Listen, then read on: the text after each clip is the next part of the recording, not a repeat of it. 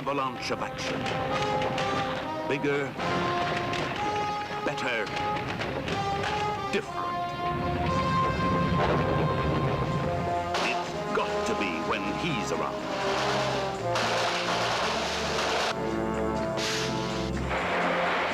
Vistas of sweeping splendor. Different. It must be so if he's in the picture.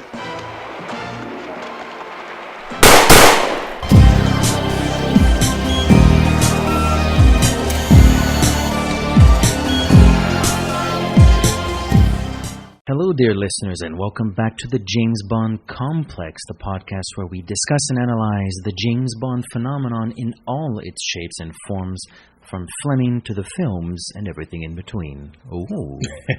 We are back this week. We're going back to the cinema. Last week you heard us discuss Ian Fleming's On Her Majesty's Secret Service, so of course this week it is On Her Majesty's Secret Service, the film. And I was thinking about that this week. The most important section at the Christmas season, the holiday season. And funny enough, this is the second year in a row where, for us, it's like a September film.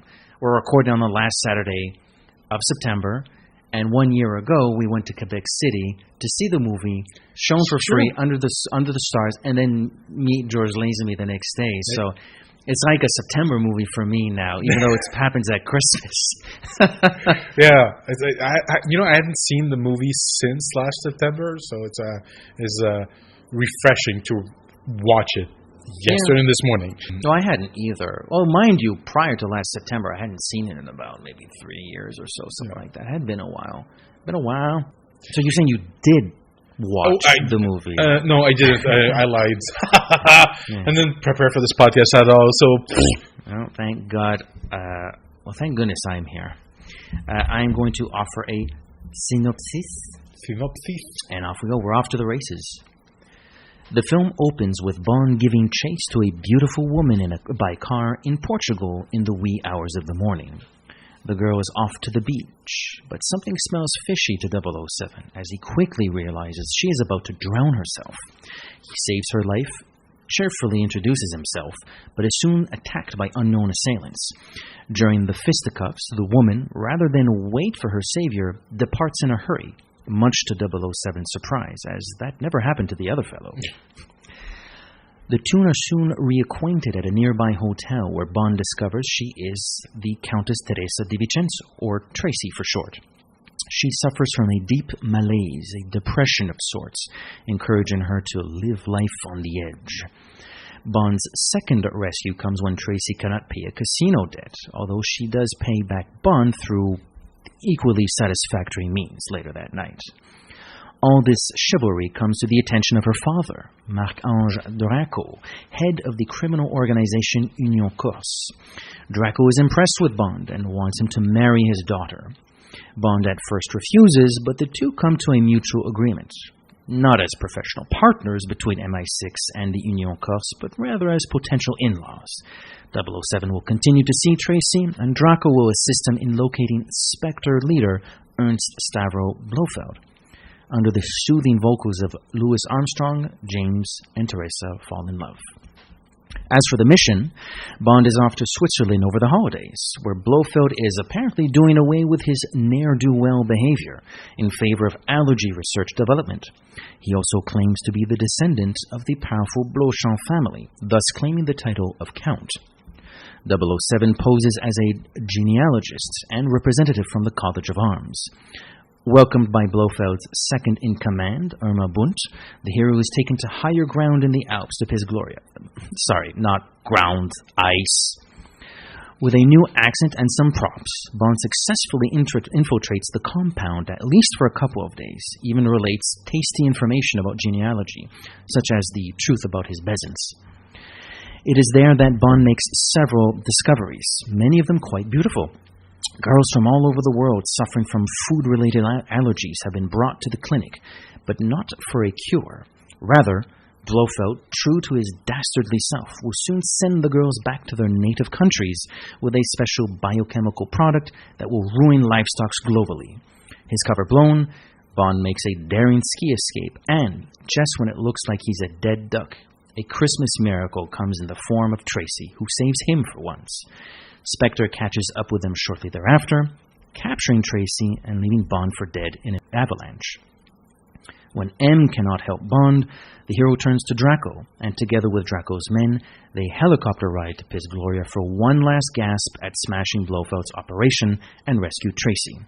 The clinic is destroyed, the girl saved, and Bond gives chase to Blofeld on a bobsled run. Blofeld doesn't finish his run, however, getting stuck in second place.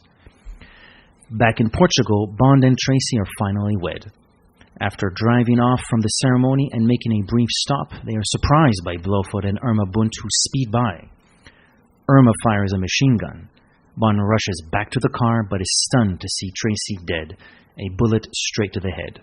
In a rare emotional moment, he gently, lovingly caresses the body of his deceased wife, wishing they still had all the time in the world, as credits roll. Thus ends On Her Majesty's Secret Service, and that was not particularly fun to read.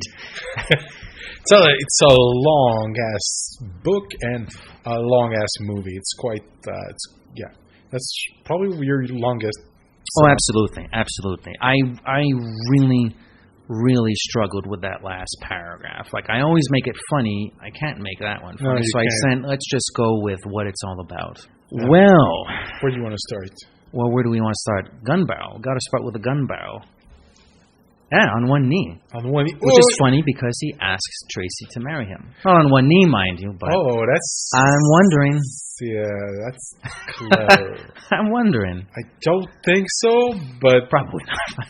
That's actually... if it is, then that's clever, but I don't think so. Well, if the film Becoming Bond tells us anything, it's just because it's like, well, you want me to do it different? Okay. I'll do it different.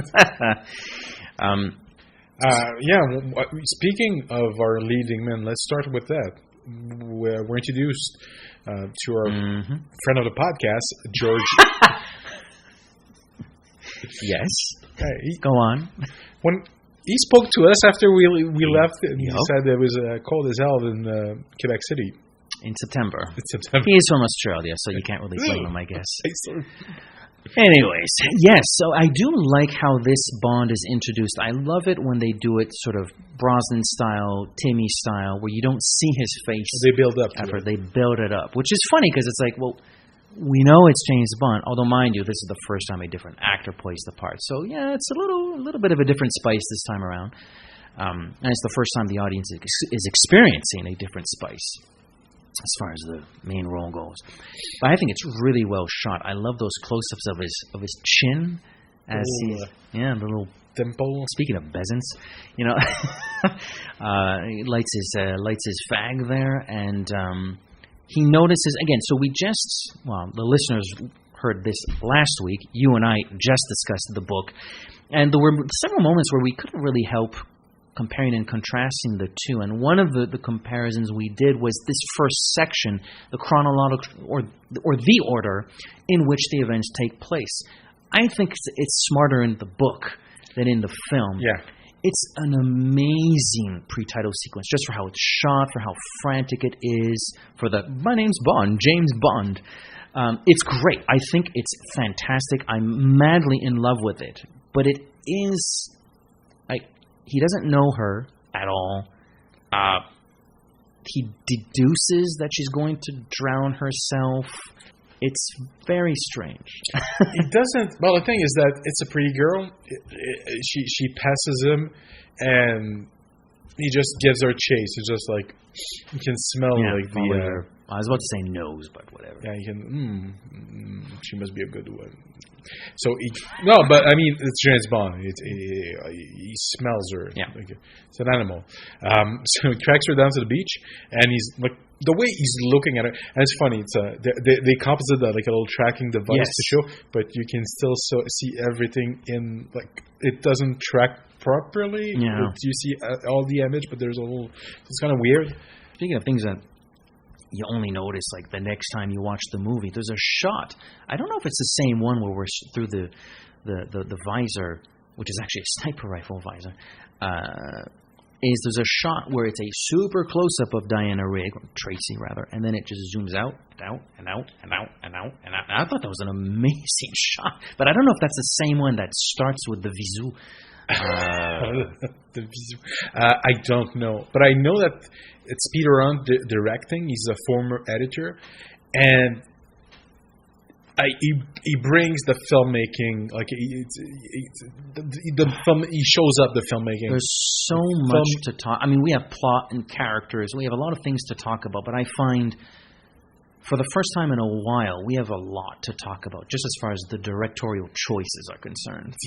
Because before the first couple of Bond movies, even technically the previous one, You Only Live Twice, it is rather static. There's not much camera movement. The camera is stuck on a pole. There are some exceptions. The Orient Express, Fisticuffs. Yes, but even that, the camera movement is limited. It's pan right and left. There's dolly in. There's stuff with the editing where you cut smash zooms and smash outs and zoom in, smash zoom and in. the sound, the way the sound is used, it's weird. What is making that sound? I don't know. No time to think about it. He's punching someone else. It's the first time that there's a director that shows up and says, you know what, I got this. I'm going to bring this series forward. We're going to modernize it. Yeah. Circa 1969, but we're going to modernize it. Yeah, which really is very telling, because I've read before and I've heard before that, you know, Barbara and Michael are their hands on, but on the set when the cameras are rolling, they're a little bit more hands off. They kind of let the director do their thing. So it's kind of nice to know that, Harry and Cubby were hands on in the pre-production, but kind of hands off when it came to the production of the movie. We have to. Speaking of Cubby and Harry, this is the first movie they're doing without Connery. Mm-hmm. And no, we're friends with George, but I think it's fair to point out that there's a risk here. There's a risk, and it's. I don't have the budget in front of me, but I think we checked it before. It's one of the. I'm pretty sure it's the most expensive Bond of its time. Well, they built a lot of the stuff up there on Pisgah. First of all, they went to the Swiss Alps. A, B.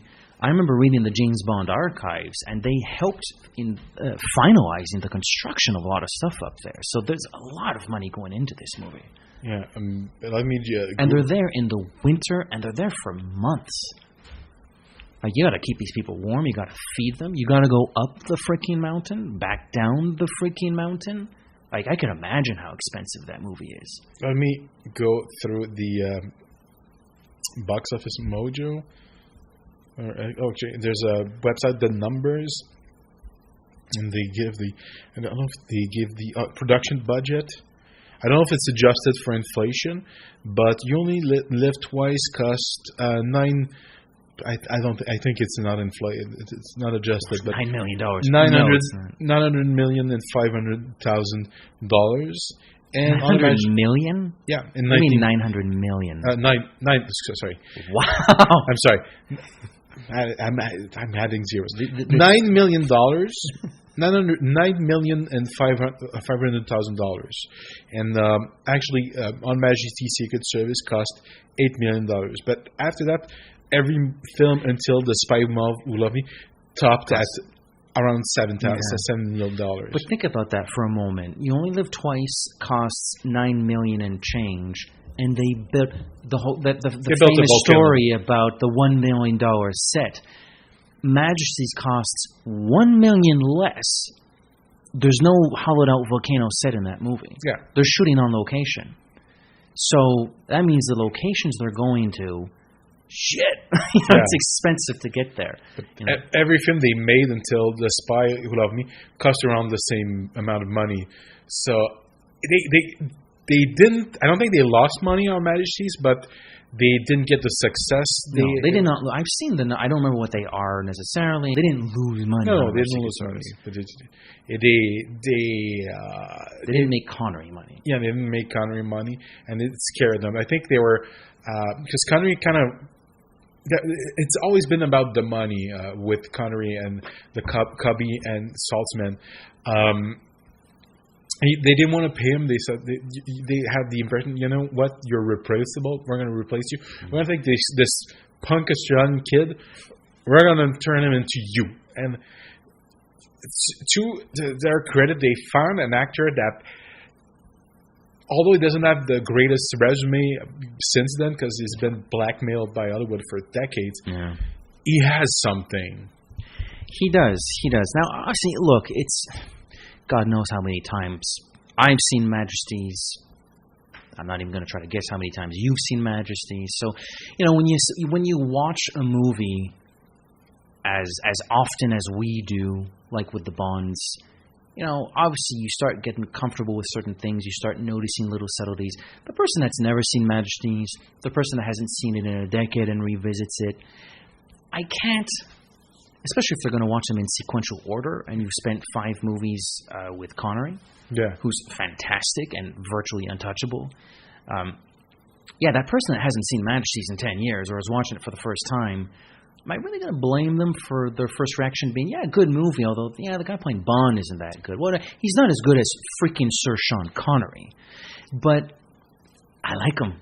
I think I honestly even think today, people, for laymen, for people who've seen maybe a Craig and maybe a Brosnan, like the common people, not crazy people like you and me that watch these movies endlessly, common people, they would watch this movie like, okay, he's perfectly normal. Yeah. He's okay. Absolutely, I agree. And he brought something to the role, in that, I mean, the enthusiasm that he has on screen. And I love it. It's a Bond that bleeds, that gets scared, and that falls in love. That's not how Connery played, especially in the previous movie. That's not Connery as Bond anymore. No. And he's good when he's scared. And he's good when he's proposing. And he's good when we talked about this off the mic, but I want to bring it up again. Every time I watch this film, the very next day, I leave the house, I swear to God, I'm walking kind of like George Lazenby. It's not the Connery walk, but it's swagger. This man has a humongous cock, and he's walking like he has one. You know, it's like just that confidence. You know, when we met him in Quebec City, I can still remember, because I was sitting fairly close to the stage, and we walked out. He kind of like raised his hand to give me an high five, and I was like, yeah. And I left him hanging. I'm sorry, George, I left you hanging, man. Still. Well, that's why he's not returning our emails. He remembers us. Yes. But even at his current age, which escapes me at the moment, he's still very lively, very jovial, very confident. You know, he's not really ashamed of everything. He has certain regrets about what the decisions he's made, but on the whole, he's still the guy he's always been, at least as far as I can tell. Like, he's not going to cry a river because of the decision. I think he's okay with the decision that he's made. Like, in retrospect, it might have been, but it, you know what? And I'm happy for that. It didn't ruin his life. It doesn't define his life. It's just something that happened. And he's not an actor. He was never... Doesn't define his life. It defines how a lot of other people perceive him, though. Like, for us, he's James Bond from Under Majesty's Secret Service. Like, and it's like, you know. But yeah, I see what you mean. As an individual, as his own person, that hasn't defined. It's not to define his life. No. Yeah, that's good. And he's a millionaire. He invested his money, and he's super rich today. So he did okay. No, he's not a homeless person living in his corner. But again, going back to that confidence, it's a very it's quite extraordinary what they've. Imagine how massive this gamble is. You don't have Connery. The person you hired has no experience, and you're shooting the script where he has to be James Bond confident. He also has to be genuinely afraid, and he also has to genuinely fall in love. You're doing this in your first non-Connery film, and this guy's never acted a day in his life, except in a chocolate bar commercial. You know what? They're going all in, which I appreciate. They got a decent actor that had the swagger. Like his swagger, I think honestly he has more swagger than Connery. He has He walks like it anyways. He walks like that guy has so much self-confidence. It stinks. Oh, it's the story he tells where he leans on Harry's doorway. He's like, I hear you're looking for James Bond. It's like, who's going to do that? It's awesome. I love it. It's awesome. Like becoming Bond. I mean, we're eventually going to review it. We'll give it a proper bonus episode. If you can get a hold of it, it's an amazing movie. Back to this film. Yeah, back to the film. I mean, let me start with my notes because Tracy Bond saves her. There's this. Well, we have an interesting we've already been talking for a little bit here. So the title sequence, just very, very briefly. Very right. Kaleidoscopic. I don't know how to pronounce that word exactly. Very funky. Still to this day, it's probably, I don't know if it's the best that Morris Bender did, but it's up there. It's solid. And the things he did with the technology he had at the time, like when there's a shot when there's two ladies there, they cross over. Yes. And the silhouettes. The silhouettes and the Did you notice that there's a little bit of nip? There's always a little bit of nip. I know, you got excited. Yes. All right. And the track is amazing too. The theme of the film, it's fantastic. They use it in a bunch of trailers. They used it to promote The Incredibles. They use it every time. Like it's amazing. It shows up in the Spectre trailer, the final Spectre trailer. You did tell me that. Yeah. It's one of the best. It's one of the best, and it's John Barry. Like who else? There's I don't remember the name of the instrument they use, but some type of electronic keyboard. It's amazing. It's fantastic. And the credits, you see a bunch. There's the notion of time. Yeah, that's the element that it goes back in time, then slowly forward, by which we see scenes from Dr. No, from Russia with Love, and so on. Which I'm a little bit ni chaud ni froid. It's like, yes, this is the same Bond. Yes, we get it. But it's the first time they're doing it, so I guess they feel they have to emphasize that this is not a different Bond. This is the same guy. You have to reassure the public this is still James Bond. Of course, they do this immediately after George looks at the camera and says, "This never happened to the other film." Oh, somebody tweeted at us earlier today saying, "Don't forget the Cinderella gag." And he has a short gif of George Bond looking at the camera with Tracy's shoe in his hand as he says, "This never happened to the other fellow." He called it a Cinderella gag.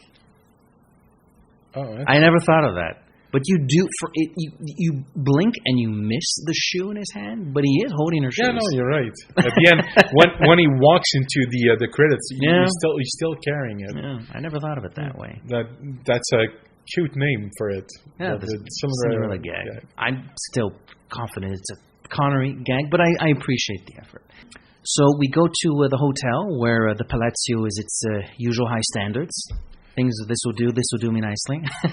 Yes, since I had just read the book, I'm like, I know it's not Royal Ezo, but I'm like, this is kind of like their version of the set of Casino Royale would be, which I'm like now I was trying to imagine Casino Royale in a 60s setting. The official version of Casino Royale. Yeah, I know. It kind of amused me.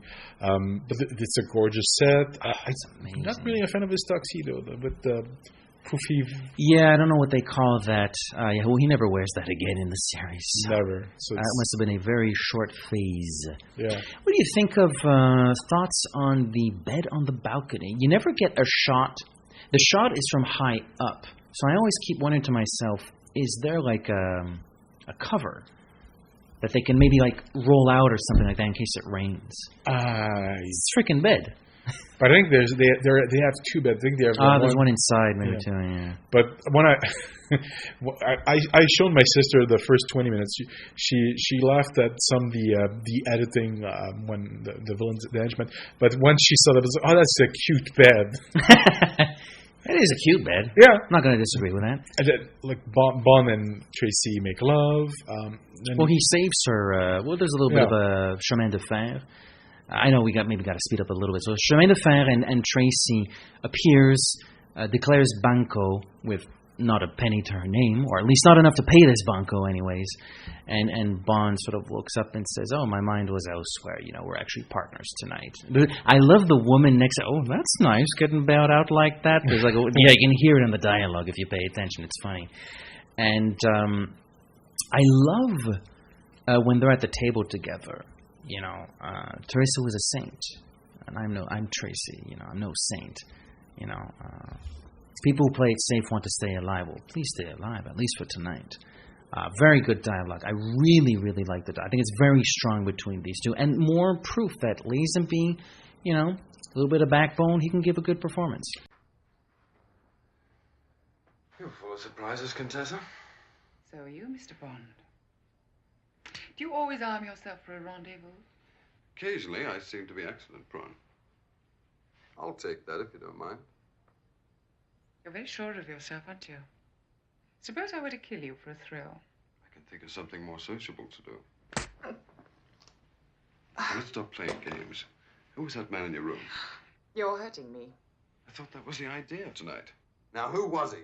I don't know what you're talking about. I can be a lot more persuasive, Contessa. I'm sure you can. Whatever else I may be, I'm not a liar. Get dressed. But in regards to the movie, I think it's probably the best cast in the entire series since and before. I mean, since and before. There's all the characters are so well cast. When I read the book, I cannot imagine anyone else. Tracy, even though she's described as a Bond, I still picture Tracy from the movie. Marc-Ange Draco, same thing. Oh, absolutely, yeah. Even Blofeld, because Blofeld from the book and the movie is always different, but this is the closest approximation that it's still a character. He still is some of the physical attributes that you associate with Blofeld, with the bald head, but he's nothing like super character. Like I'm a normal dude. Yeah. So it's the best cast, and he got some effing good actors. What's her name? I forgot. Diana Riggs. Diana Riggs. Telly Savalas. What's his name? Gabriele Ferzetti. I'm gonna bring something about Gabriele Ferzetti, who plays Draco. That's gonna blow your mind. Oh, really? Yeah. Interesting. He was born in 1925. Okay. Ça veut rien dire pour l'instant. You know which other Bond actress was born in 1925? Honor Blackman. He's the same age as Honor Blackman in that movie. He's 44 years old. Oof. It's a hard 44 because he doesn't look like... He looks like he's pushing 60. Yeah. He passed away in 2015. He passed away not that long ago. So, yeah, it's... Do you think maybe they aged him? I think yes, the temples they added, but he still has like hard wrinkles and he has the old man saggy neck. So even Connery, there's close up on his face. I'm like, man, he's 29. That's a hard 29. Like, look at us, like we're both in our 30s and we have baby face. Yeah, well, yeah. Sure. Well, I shaved the other day, so it's not my fault. I grew a beard, but I still look like if I shave, man, I'm gonna look like a baby. Mm-hmm. Well, I don't know. I guess the food we eat. I don't know. I can't explain that, but I know smoke. what you mean. Yeah, I think smoking is one of the things that will really wreak havoc on one's physicality, even maybe in the face. Everybody smoked like chimneys back then. I didn't know he was 44 years old. That is a shocker. Yeah. That's very much a shocker. Honor Blackman and him. I could have sworn he was in his mid-50s, pushing 60. Like you said, pushing 60. Maybe getting there, you know. Yeah. 44 years old. 44. Technically not in his mid-40s.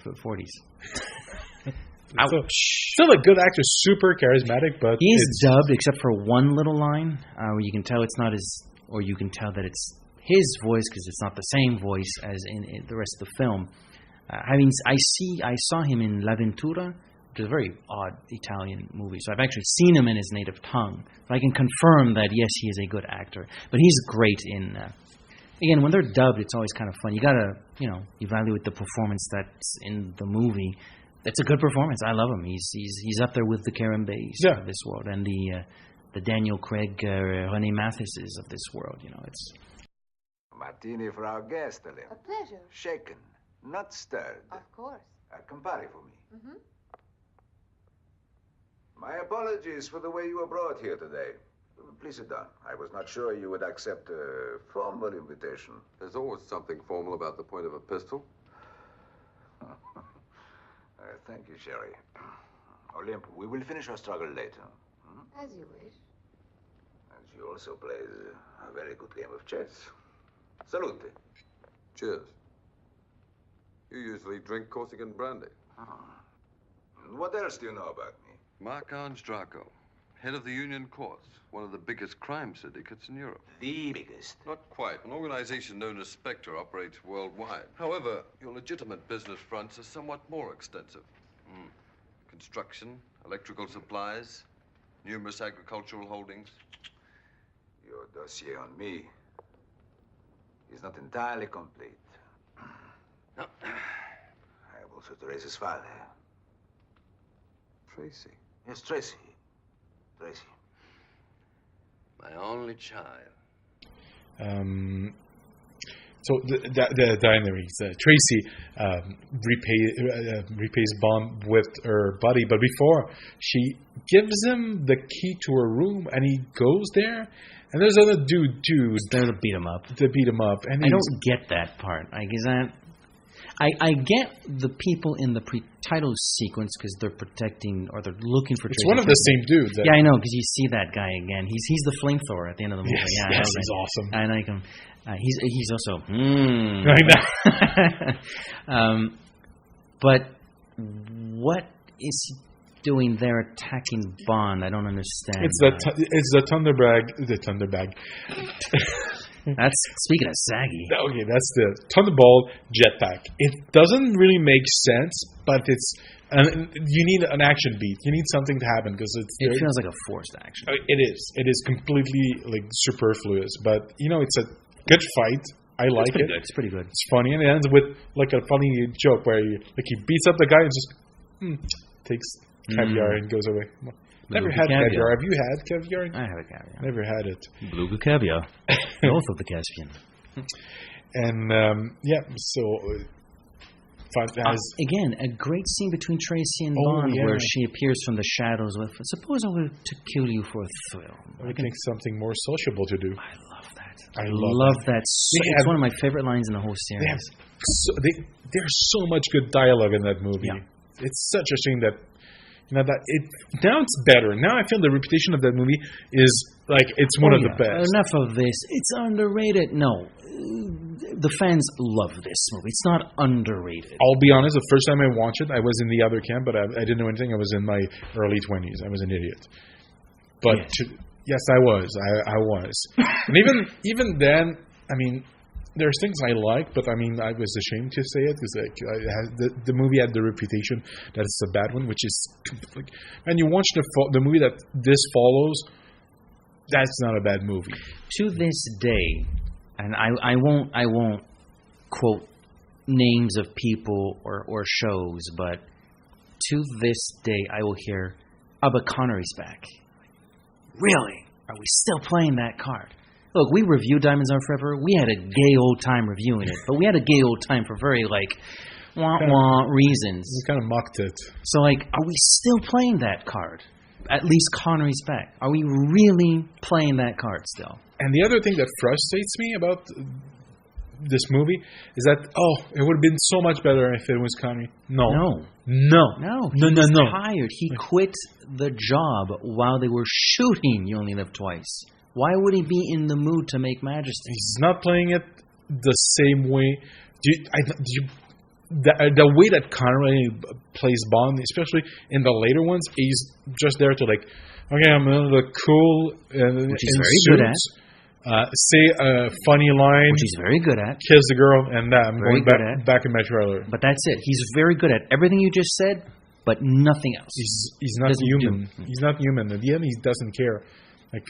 Connery is, and that's not the Bond you need in a film for this script. Yeah. So I hate that theory that Connery would have sucked. The movie would have been It would have been different, but it would have sucked. It would not. It would be dry. We'll never know for sure, but evidence suggests that would not have been. I hate that theory. Like, enjoy the movie for what it is, not what it could be. With some Photoshop recasting, you're wasting your time. I think I've said my piece on Connery being in Our Majesty's Secret Service. No, enough of that. Rubbish. Pointless exercise. Exactly. So we meet Marc-Ange Draco. This is after Tracy pays her debts. Bond is. I love the fact that he has his golf bag with him. I love that. But doesn't get a chance to play golf because he's intercepted by Draco's men, who take him to meet the man himself. Little dwarf, a little person. Yes.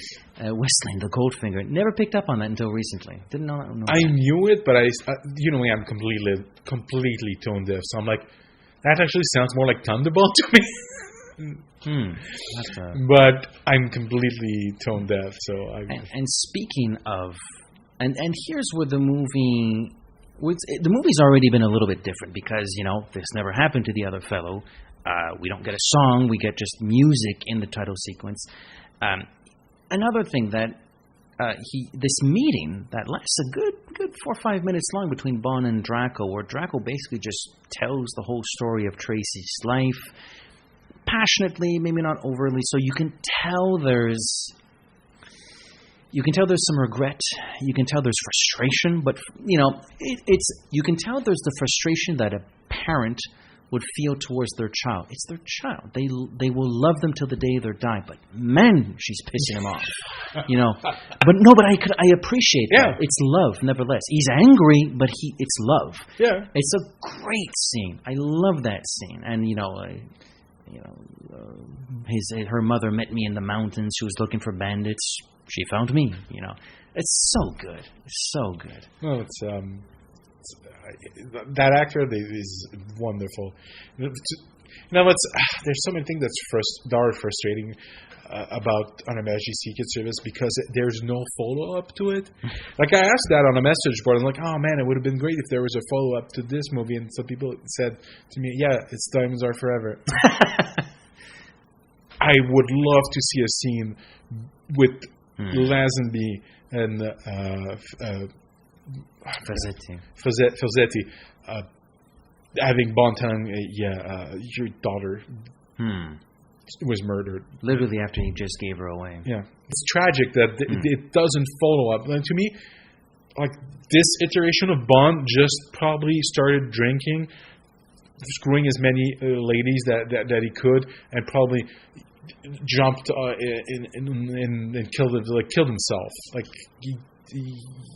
I think he's probably a little stronger than that. I don't know if he'd go as far as killing himself. Well, maybe, perhaps, but I don't. Since there's no fall, and Diamond's completely poops on this movie. Yeah, pretty much. To me, it feels like this version of Bond just killed himself after, or drank, or found like a slow suicide. Maybe in my world, the glass is half full rather than half.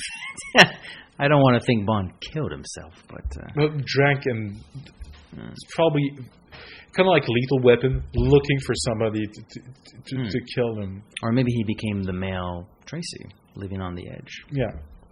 What's the point of living if you can't feel alive? That's not Tracy, but we'll get there when we get there. So Draco proposes to Bond. That's a different movie. There's a scene where, finally he makes an appointment, a deal that he's going to meet with Tracy again.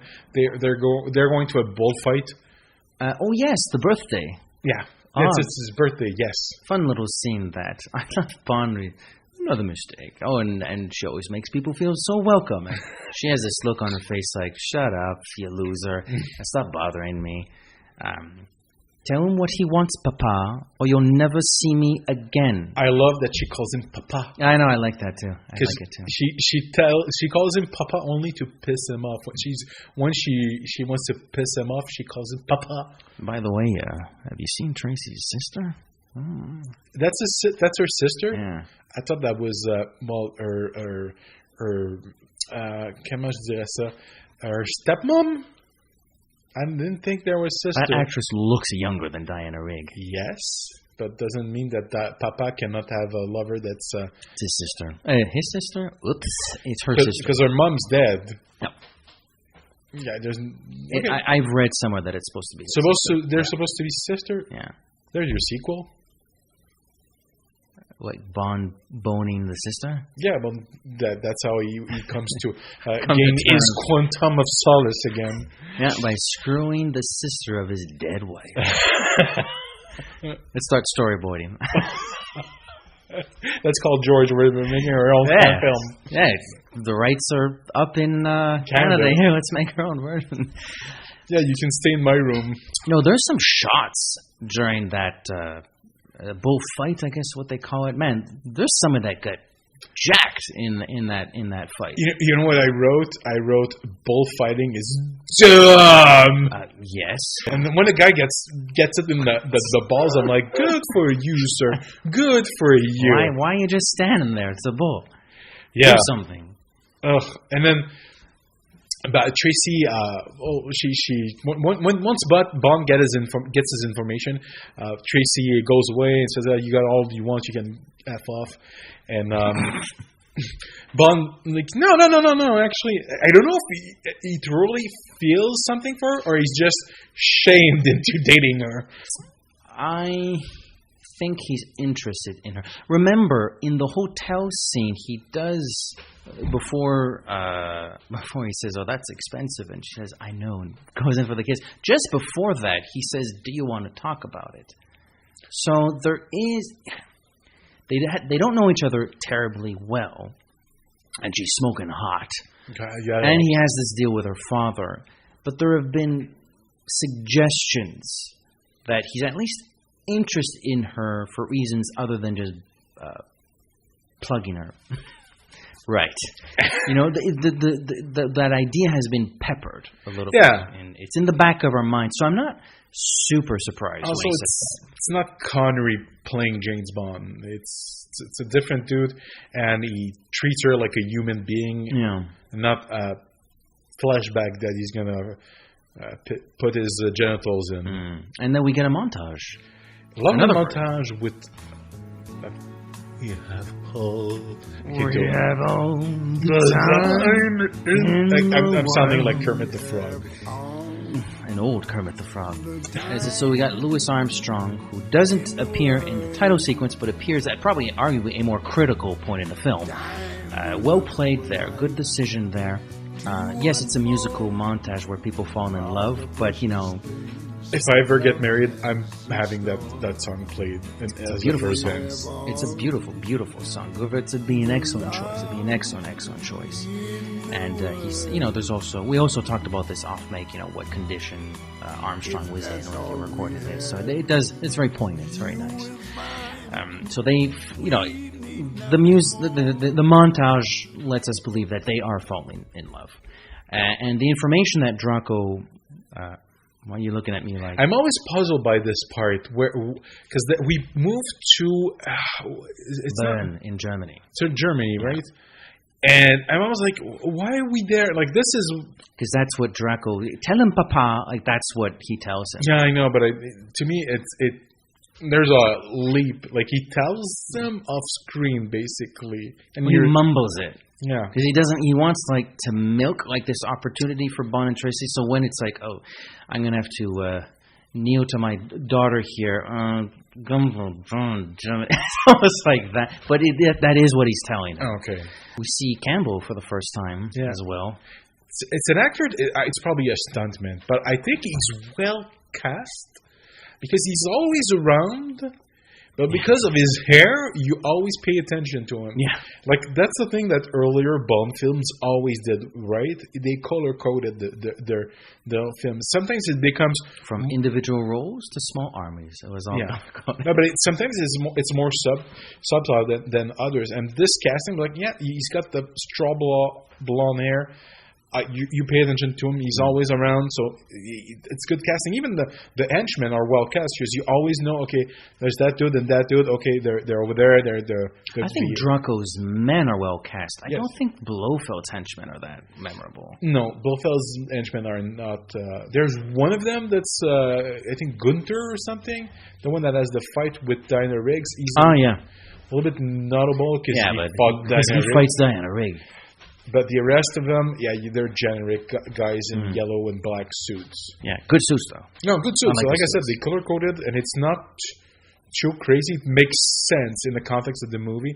It's not cartoonish and something like The Spy Who Loved Me, which I appreciate, but it's absolutely 10 on 10 that movie, but for different reasons. Yes. 10 on 10 for different reasons. This is a 10 on 10 for different reasons. So we go to this lawyer's office because there's documentation in the safe that, in all likelihood, has something to do with something Blofeld is trying to accomplish, like earning the title of a count. I don't know if it's Balthazar in the film, but it is a Bleauchamp. It is Balthazar. It is Balthazar. And why this Bond doesn't have the same device Bond had in You Only Live Twice to crack your safe, I don't know. Point being, this one takes longer. He has a copy machine that's the size of high tech back then. Yeah, I know it's high tech, but that's the thing. It's kind of like the little camera in the Moonraker. They have something. Oh, it's high tech. Let's feature it. And I'm like, okay, why is this taking so long? Yeah. It's just a printer and a scanner. Well, when you're waiting for something to happen, okay, and there's not much to do, you could do some reading. I googled that. Eventually, I'm gonna buy this copy because I was like, honestly, how much do you think it's worth? Because it's in the movie, probably a lot. You're gonna pay for shipping, but ça coûte rien. It's between $5 and $15. Whoa! And you pay maybe $20 per shipping. Whoa! Like, I'm gonna get one eventually and frame it. I feel like buying a copy. Yeah. On the look on his face as he's... And he's just like... he's enjoying. I mean, when he walks out, he's looking at the center photo. And he passes right next to Gumball, too. And Gumball, doesn't notice it or something. It's so cool. It's a classic cover. It's because of its association with Bond movies, but I've seen that cover elsewhere. It's a classic Playboy cover. Good taste. Yeah. And we finally meet another very important character, an actor, because as we mentioned in The Spy Who Loved Me, he comes back in that movie. Yep. I don't remember the name of the actor, but neither do I, nor do I remember what his character's name in The Spy Who Loved Me is. He's playing Hilary Bray. Sir Hilary Bray. Sir Hilary Bray. Who is from the College of Arms in London, a genealogist. And so basically the point here is the documents retrieved from Gumbold's safe they reveal that Bleauchamp is living in the Swiss Alps at this place called Piz Gloria, and he believes he is a descendant of this powerful Bleauchamp family, therefore he is a count. Therefore you, the College of Arms, prove this for me and name me a count, as I feel I am. I feel it in my blood, in my veins. So Bond visits the College of Arms and gets this fanciful idea of saying, well, how about I play you, what's it, tactfully adjusted to reflect me, or however... I can't do Sir Hilary Bray. It's too British. It is so funny that I didn't... until this watching, I never noticed that it does the Sir Hilary Bray voice in front of... Yeah. You never noticed it? I never noticed really? it. Because it blink and you miss it. And to be fair, the first couple of times I probably saw this movie dubbed in French, which is another funny fact. The guy who dubs Lazenby, later on, the French actor, dubbed Connery himself. He dubs him for, I think, Highlander... I thought you said they went back and redubbed Connery in the Bonds with the same voice. No. There's a different. The early Bond that are dubbed with Connery are dubbed by a different actor, but the actor that dubbed Lazenby later on, I guess the guy that was doing the voice of Connery either died or retired or asked for too much money to dub Connery. Sick of speaking French with a Scottish accent. Yeah, it doesn't speak with a Scottish, but they got the actor who dubbed Lazenby, and it's funny. It's just like to me, I'm like. I'm hearing Cummings' voice from Lazenby. In a different language. In a different language. Well, remember, when I was younger, I didn't speak any word of English. But that was kind of cute, and I thought it was a funny... it is. I'm keeping it in. Yeah. So now we're really off to the races here. Yeah. Now we go to Piz Gloria. Yes. And unlike in the book, we alluded in our book review that... Sir Hilary Bray, he's not a super athlete, but he's not pretending to be a wimp either. This Sir Hilary Bray, I'm not a sporting man, Fräulein, even when I'm at my best. Now, do you feel the air sickness, Sir Hilary? You guys like this little crybaby look on his face as he's signaling, yes, I feel sick. I wrote in my notes, he's Clark Kenting him. Oh, yeah. He's very, like when he's playing... Guess what? His prop is a pair of glasses. Yeah, that helps. He's doing some curling and he falls. I'm like, Christopher Reeve would have done something similar. Absolutely. And again, I think it was earlier we were talking about Gabriele Ferzetti and how do you evaluate performances when they're dubbed? But you got to take with what you have. Well, speaking of cast stars being dubbed. This ain't Lazenby speaking for the next 30 minutes of this movie. 30 minutes. It's the actor who plays Sir Hilary Bray. It's weird. I don't know why they made that choice. It's a good vocal performance. I like the actor. I like the voice. But it's distracting. Well, not when you've seen the movie so many times, but the first time I can't remember how I felt the first time I saw the film. I'm trying to picture it when I watched it last night and this morning, I was trying to put myself in the feet of a neophyte that never saw this movie. I'm like, yeah, that's a little bit weird. It's unusual, and then it's noticeable. It's not very much so. It doesn't sound like Lazenby at all. Nor is it supposed to, because he's trying to be Sir Hilary Bray. But I don't know why they made that choice. That to this day, it puzzles me. Like, nobody went on record, no. And you told me that apparently Lazenby didn't know he was going to be dubbed over. That's what I heard anyway. Yeah. So. That's a weird choice. I don't know if he did a voice and he didn't sound good and he said, no, you sound like a... I have to imagine he's from Australia, so he already had to work on his first British accent to play Bond. Now he's an Australian doing his best to fake a British accent, who now has to play a different character in a different British accent. Maybe he's just not that good at accents. And London Bond was as good as it's going to get, And super snobbish bookworm Sir Hilary Bray is like, sorry, we listened to this and you can't pull it off. So, still, it's funny when he's playing the character, but it's just like... We get to meet Irma Bunt. She's fun. She's super well cast. I saw pictures of her when she was young. Me too. She was hot. Holy smokes!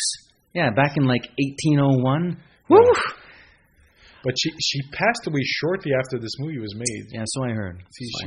That's I think one of her final screen performances. It's a hell of a way to go out. But she's great in that part. She's one of those classic evil. Absolutely, you can tell she just plays it that way. What's helpful are the Angels of Death, who they don't really like Irma that much, but she sort of tries to project this air of kind of motherly, but she's not that good at it, so she's evil. I like that performance. There's a character in DC Comics called Granny Goodness, and I know, but she works for Darkseid, who's the dictator of the planet Apocalypse, and he has Granny Goodness. She's kind of like the person in charge of the orphans, and she takes all the most dangerous female ones, trains them into her own personal assassin. But she starts like, oh, come talk to Granny Goodness, and then she tortures him, and it's just that's the evil grandmother. Nice. There's something fairy tale-like about that character, kind of like the witch.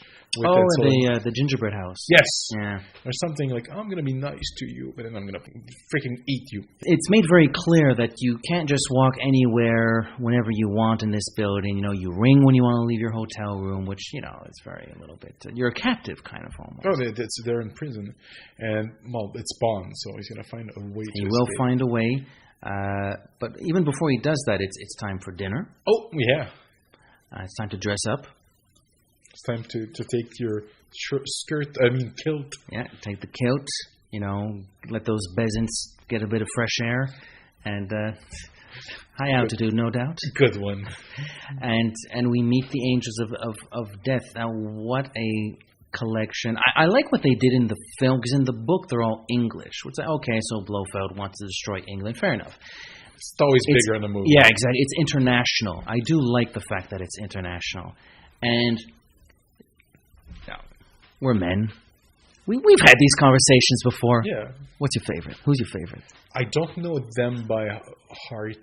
There's one that has like a midriff showing and a little bit, but yeah, I don't know which one to pick. Because I have a favorite. Go ahead. I love the one that. Will somebody please tell me what a genealogist is? Like the sort of the German. I think she's supposed to be German. To me, they're the other one. He says, "Don't turn on the lights. You're a picture of yourself." Not Ruby, but the other one. Violet. Oh my God. Violet. I'm saying. She is so. I mean, they're all good, but that one gets my blood pumping. That's there's two featured one. There is Ruby and there's her. And the other her. ones are more like background decorative.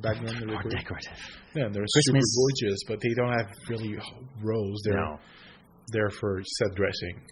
But yeah, those two ones, and I don't find the one that the Ruby ones that particularly. I don't like her hair. Like, I'm not being be stupid. And it's an interesting choice. It's different. It's bold. It's different.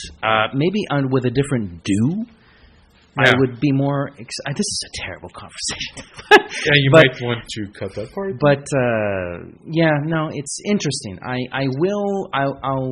give them props for deliberately going for that choice, because you don't expect it to be her. Come, it's time for dinner.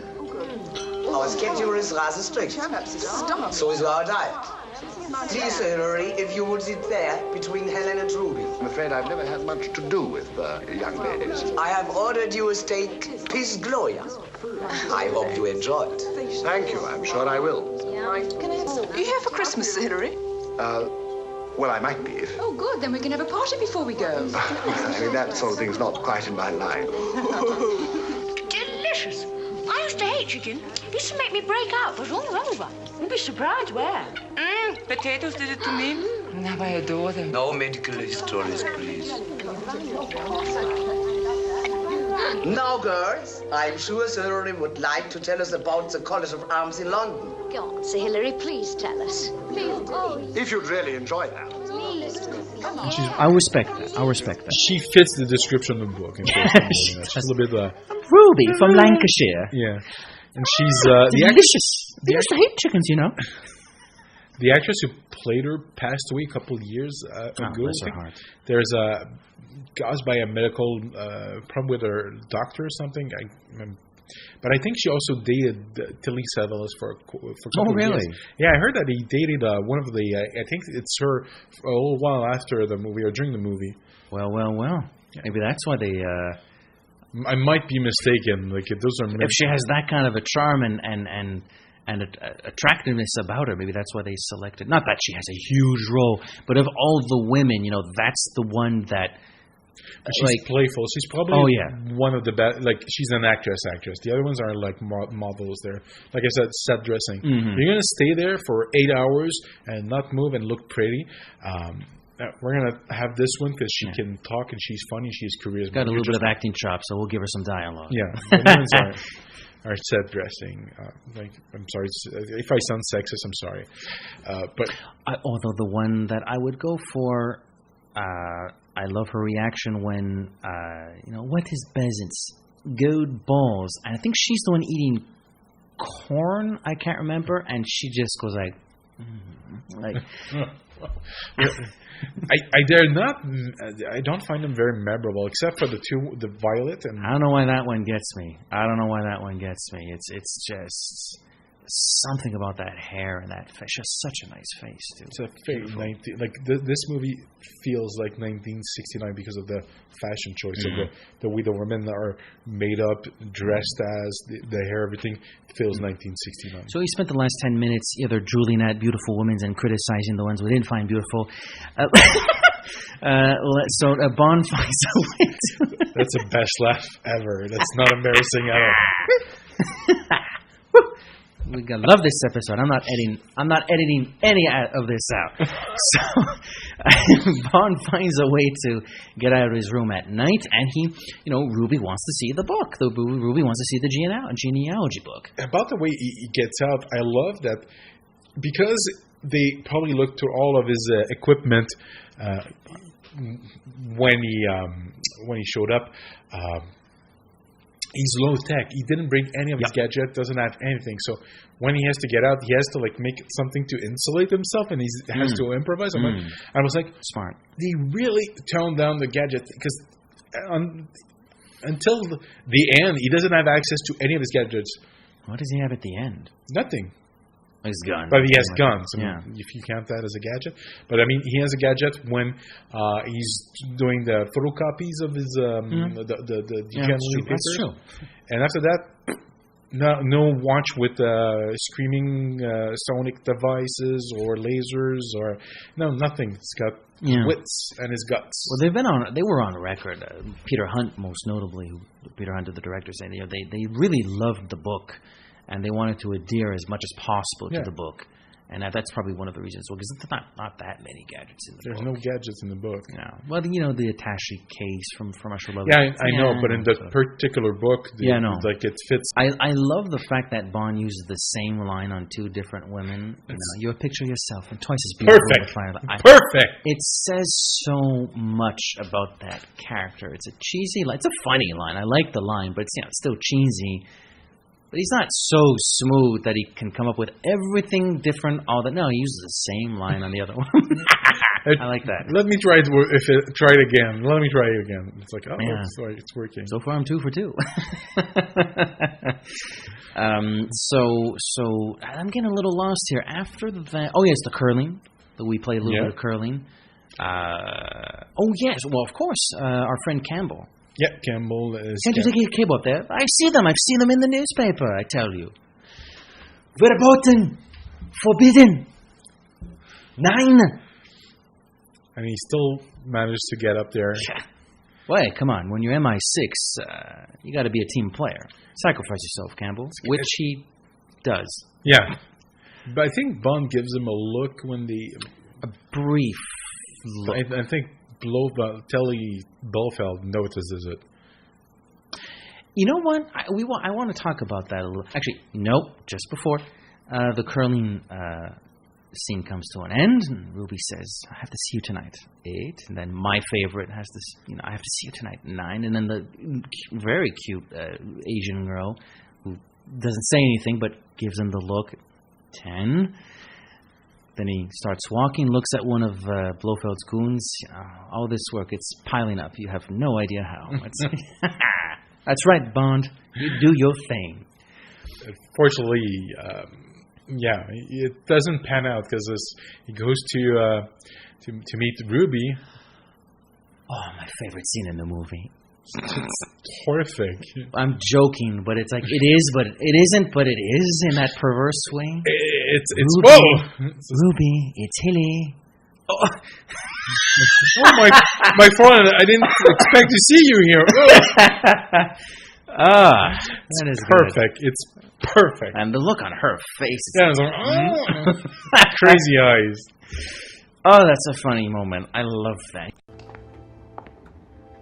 Ruby, it's me, Hilly. Hilly's so sad that Ruby's leaving. Has that old cow told you? Fancy meeting you, you Fraulein.